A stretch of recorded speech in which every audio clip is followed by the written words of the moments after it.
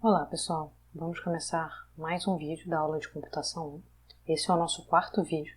E nesse vídeo eu vou falar sobre o Python, sobre como instalar o Python no seu computador e quais interfaces vocês podem usar.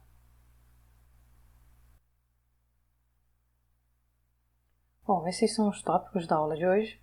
Eu vou falar da linguagem de programação em geral, algumas características e vantagens, como que a gente instala o Python, como que a gente pode usar o interpretador diretamente do terminal e algumas interfaces que vocês podem escolher e usar ao longo do curso. Então, vamos ver algumas características da linguagem de programação Python. Ela é uma linguagem de alto nível, isso quer dizer que ela é uma linguagem mais próxima da linguagem natural, então isso facilita o nosso entendimento quando a gente vai analisar um código e didaticamente ela é mais fácil de aprender do que uma linguagem de mais baixo nível. Ela é uma linguagem interpretada, lembrando a diferença entre interpretador e compilador. O compilador ele traduz o código inteiro, enquanto o interpretador traduz o código linha a linha. Ele traduz a primeira linha, executa, mostra o resultado, traduz a segunda, executa e assim por diante. Isso, enquanto a gente está aprendendo, faz com que a gente encontre o erro de forma mais rápida do que se todos os erros do código forem mostrados, como é o caso do compilador. Além disso, o interpretador ele também tem a possibilidade de rodar um modo que a gente chama de shell. No shell, a gente pode digitar uma função ou uma instrução do Python para tentar entender melhor como funciona aquela função ou aquela instrução. Então, também tem essa forma que é mais didática da gente verificar rapidamente o que aquela função, o que aquela instrução faz. Ela é uma linguagem open source gratuita. Open source a gente falou no vídeo sobre Linux. Isso quer dizer que o código é aberto e as pessoas podem contribuir e mesmo redistribuir esse código. Multiplataforma, funciona no Windows, Linux, Mac, até mesmo no celular. Eu vou mostrar diferentes interpretadores no caso eu vou mostrar para Windows, Linux e para o celular, para o Android. Ela tem muitos recursos, a gente vai usar o paradigma de programação imperativa, mas na linguagem Python a gente também poderia usar o paradigma de programação de orientação a objetos. Possui diversos módulos e vários que já vêm instalados quando você instala o Python, dentre eles alguns módulos que permitem bibliotecas de interface gráfica, que eu vou falar de um deles lá no final, que é o TK-Inter. Tem uma enorme comunidade de usuários, então é muito fácil você pesquisar alguma coisa sobre o Python na internet e encontrar uma resposta rápida e que funcione. E ela é uma linguagem muito utilizada atualmente, é das linguagens mais utilizadas no mundo todo, inclusive em aplicações comerciais. Então, apesar dela ter várias facilidades, ela também é uma linguagem bem poderosa e é utilizada em empresas. Vamos ver como é que a gente instala o Python. Primeiro, para o Windows, a gente entra no site do Python, que é esse python.org, na parte de downloads, e você pode baixar a versão mais recente do Python, que no caso é a 3.8.5. A gente vai trabalhar com o Python 3. Então, versões mais antigas do Python 3, 3.6, 3.5, elas estão ok, são aceitáveis.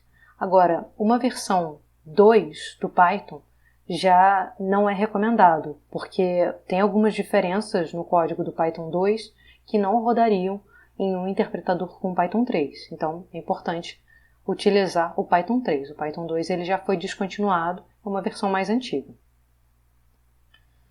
Para baixar, basta clicar aqui nesse link, esperar o download terminar, executar, e quando executar é importante lembrar de clicar essa opção aqui, de adicionar o Python ao path. Isso faz com que a gente consiga utilizar o comando Python para abrir o interpretador do Python no terminal, no caso do Windows, que é o que eu estou mostrando, no Command ou CMD. Então, é só instalar. Aqui a opção padrão já é suficiente. No caso do Linux, algumas distribuições já vêm com o Python, muitas distribuições já vêm com o Python. O Ubuntu já vem direto com o Python 3, ou os Ubuntus mais novos. Caso você digite o comando Python ou Python 3 no terminal e nada aconteça, ou ele dê um erro, diga que não reconhece aquele comando, você pode instalar dessa forma aqui, no caso do Ubuntu. Se você digitar Python o comando Python abrir o interpretador com o Python 2, é importante atualizar. E aí, essas duas linhas aqui vão atualizar os aplicativos.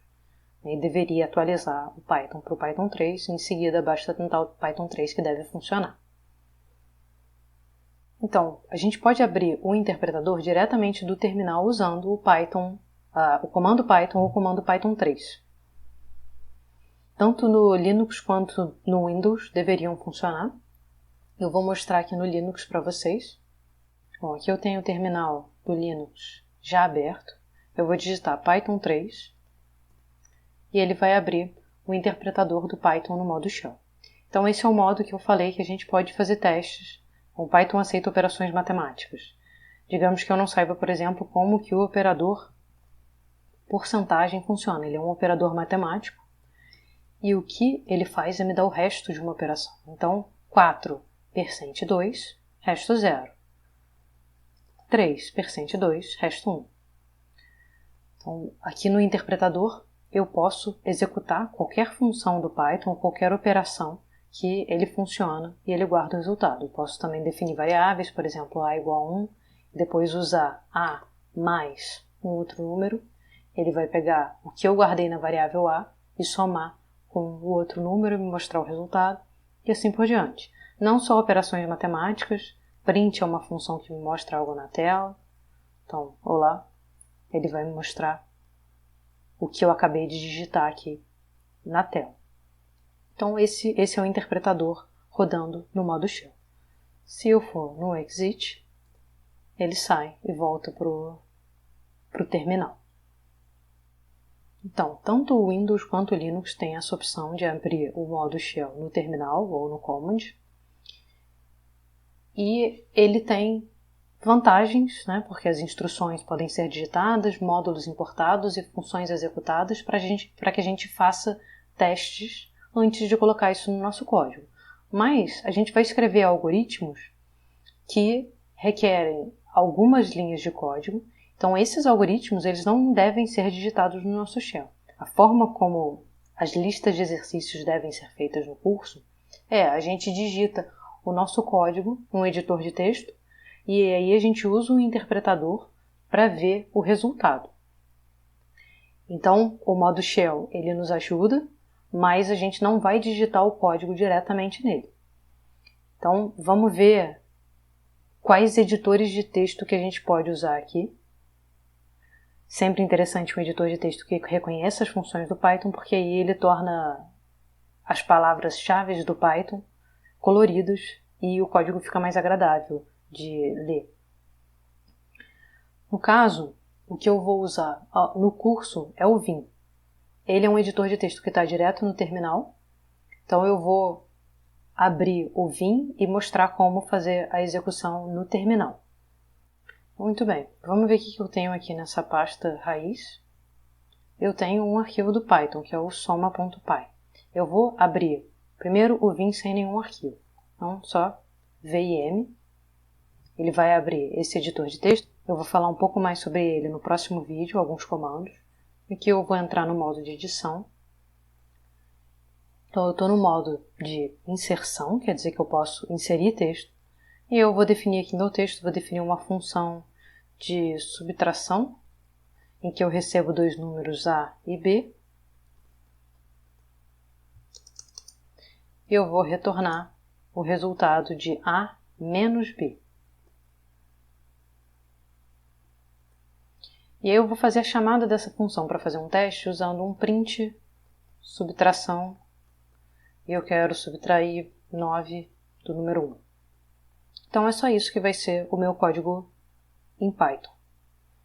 E eu vou salvar isso com ESC _w, o nome do arquivo, chamar de sub.py. Uma vez que eu salvei com o nome py de Python, o Vim reconhece que isso é um código do Python. Então, se isso é um código do Python, ele reconhece as palavras-chave, que são o def e o return, e ele coloca essas palavras-chave para mim. Então, eu vou sair. E agora, vendo o que tem na minha pasta raiz, eu tenho soma.py e eu tenho sub.py. E aí, eu posso executar esse código, interpretar esse código usando Python Python 3, o comando, e vou chamar o meu arquivo. Então, sub.py, e ele vai me mostrar o resultado, que é 9 menos 1. Tentar agora com o soma.py, ele me mostra o resultado, que é 7. Vamos ver o que tinha aqui no soma. Então, vim soma.py, ele abre o arquivo, e eu estou somando 3 com 4. Ele me mostrou o resultado 7. Dessa forma aqui, eu estou usando o Vim como editor de código. E quando eu digito Python 3, eu chamo o interpretador e peço para ele interpretar o meu código, que é o sub.py ou o soma.py. A gente sempre vai usar esses dois programas, o interpretador para traduzir e me mostrar o resultado, e um editor de código, que é onde eu vou colocar todas as minhas linhas de código.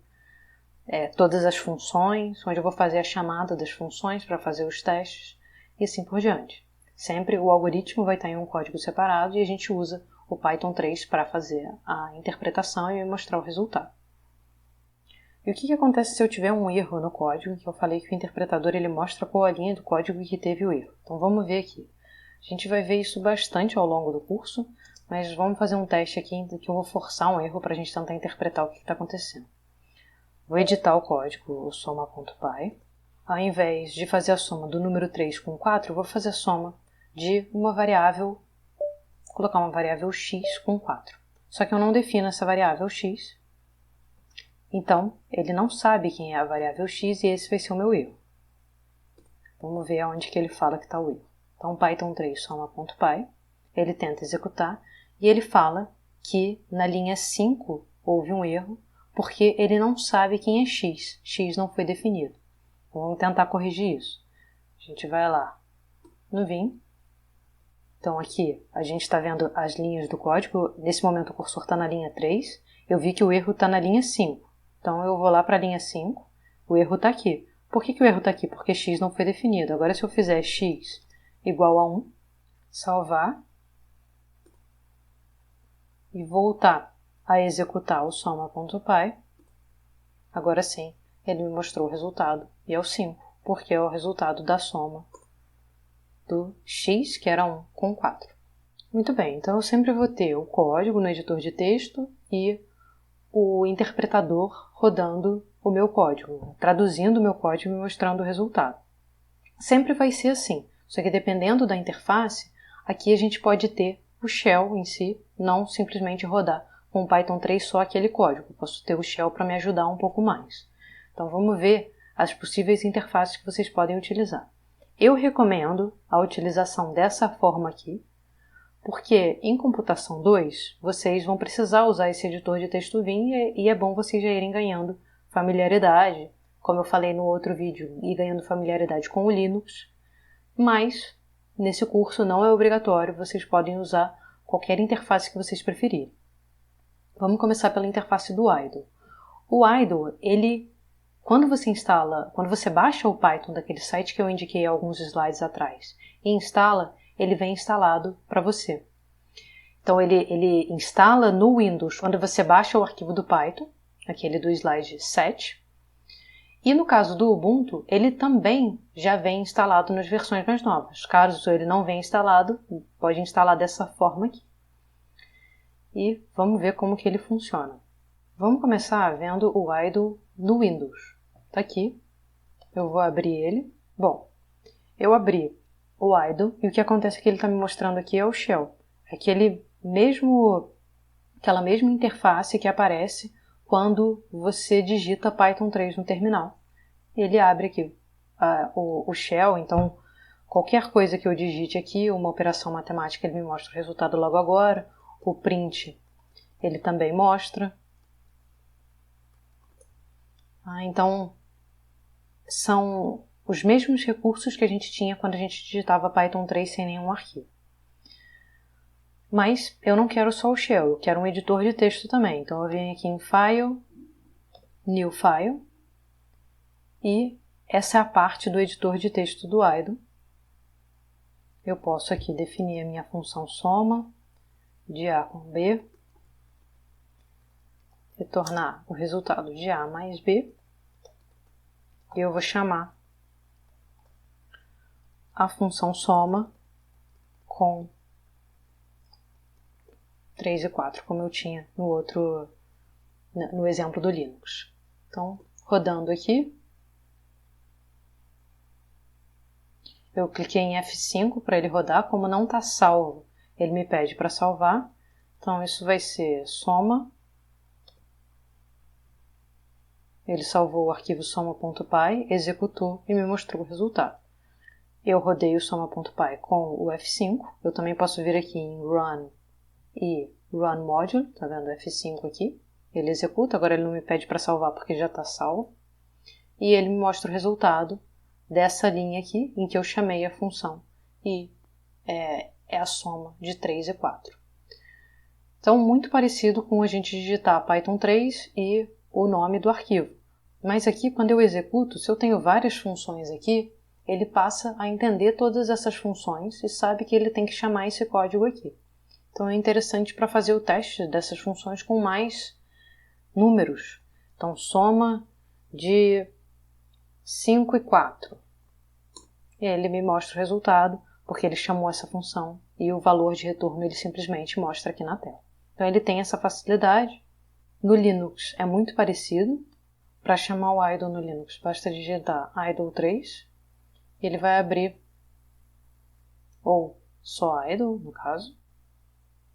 E ele abre uma interface muito parecida com aquela que a gente viu lá no Windows. Então, interpretador aqui.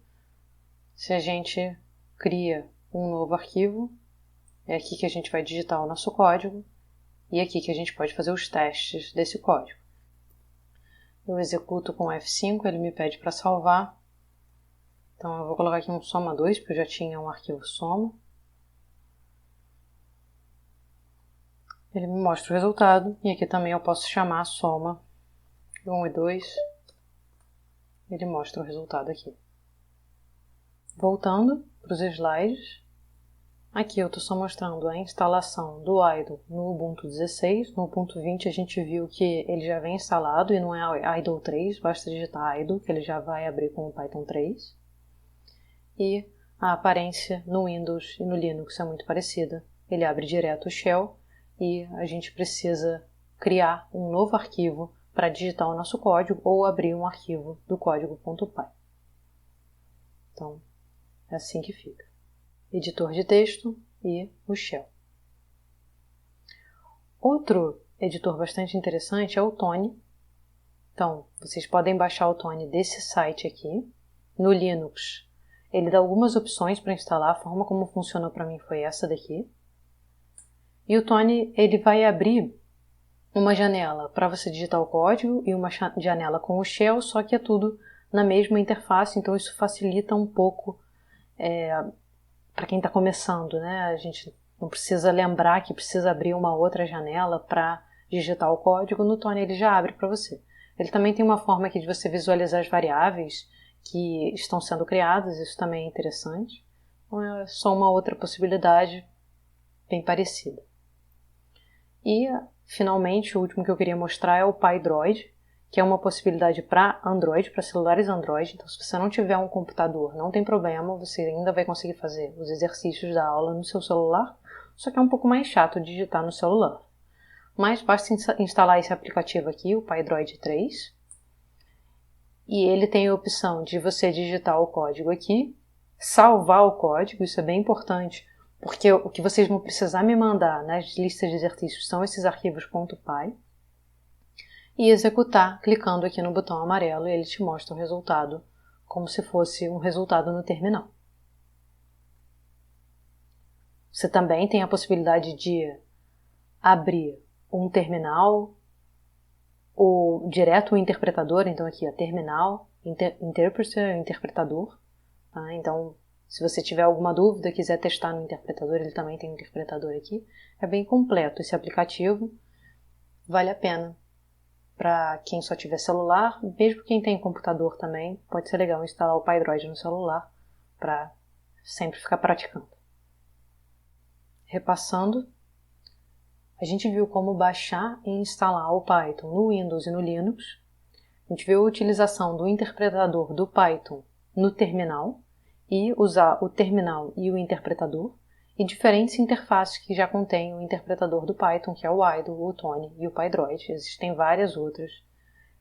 Nenhuma é muito melhor do que a outra, vocês podem escolher a interface que vocês acharem melhor. O importante aqui, nas listas de exercício, quando vocês terminarem as listas, vocês vão ter que me mandar um arquivo .py já com o código e o teste do código dentro desse mesmo arquivo para facilitar a correção. Uma outra possibilidade é vocês procurarem algum interpretador que rode online.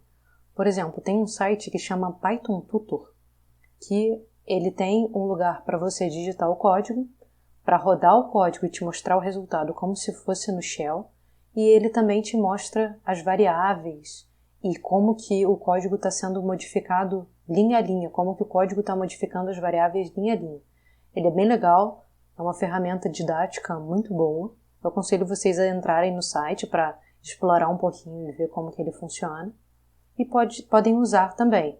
Só tem que lembrar que depois vocês têm que copiar o código e me mandar como um arquivo .py. Outro detalhe importante é que se vocês tentarem abrir diretamente um arquivo do Python, ele vai simplesmente abrir na tela e fechar. Eu vou mostrar isso aqui para vocês rapidamente. Aqui eu tenho o meu arquivo soma.py. Se eu clicar 2 vezes nele para abrir, o que ele vai fazer é executar e fechar. Então, não é isso que eu quero. Então, ou eu rodo dele a partir do terminal, ou eu clico com o botão direito e abro no interpretador. Eu posso abrir direto o interpretador. Aqui o Tony ele já tem a possibilidade de abrir aqui direto no Windows, ou abrir com o Idle. E aí sim eu consigo ver o código e eu posso vir aqui, rodar. Ele abre o Shell e me mostra o resultado. Então, não cliquem 2 vezes no arquivo .py, porque o que vai acontecer é que ele vai estar executando o seu código. É como se ele fosse um executável. E não é isso que a gente quer. A gente quer poder editar o código, rodar no interpretador, ver o resultado no interpretador. Então, acho que isso é tudo para a aula de hoje. Vocês podem escolher o interpretador que vocês acharem melhor. Ao longo das aulas, nos slides, nos vídeos, o que eu vou mostrar vai ser fazendo o código no Vim e executando no terminal. Essa é a forma como eu acho recomendável para vocês irem ganhando familiaridade, mas nesse curso não é obrigatório. Qualquer dúvida vocês podem me perguntar. Nos vemos no próximo vídeo.